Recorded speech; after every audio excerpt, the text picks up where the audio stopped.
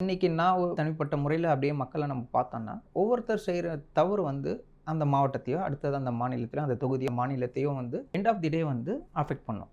நம்ம தேர்ந்தெடுக்கக்கூடிய மக்கள் கிட்ட நிக்கக்கூடிய கேண்டிடேட்ஸ் வந்து அவங்கள பத்தி உண்மை சொல்லணும்னா, அவங்க நாளைக்கு ஜெயிச்சு வந்த பிறகு அவங்க சொன்ன வாக்குறுதிகள எப்படி வந்து நிறைவேத்துவாங்க? அது மட்டும் இல்ல, எலக்ஷன் கமிஷன பொறுத்தவரைக்கும் இந்த ஃபார்ம் 26ல வந்து நீங்க டவுன்லோட் பண்ணி பார்த்தீங்கன்னா தெரியும்.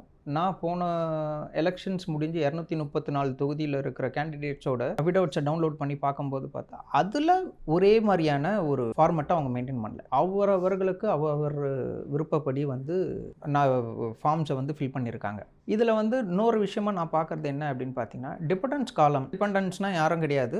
அவங்களோட குழந்தைகள், ஃபேமிலி மெம்பர்ஸ், பையனோ, பொண்ணோ. இந்த டீட்டெயில பத்தி முக்காவாசி பேர் வந்து அத பத்தியான ஒரு தரவுகள வந்து குடுக்கவே இல்ல. ஒரு தொகுதியில இருக்கிறவரு தான் யாரு, தன் பேர்ல என்ன சொத்து இருக்கு, தன் மனைவி பேர்ல என்ன சொத்து இருக்கு, தன் குடும்பத்தினர் பேர்ல என்ன சொத்து இருக்கு, தன் மகன், மகள் பேர்ல என்ன சொத்து இருக்கு, அப்படின்ற தகவல குடுத்துருக்காங்க. இப்படி இன்னொரு தொகுதியில பார்த்தீங்கன்னா, அந்த ஃபார்மட்டே என்டையர்லி டிஃபரெண்ட்டா இருக்கு.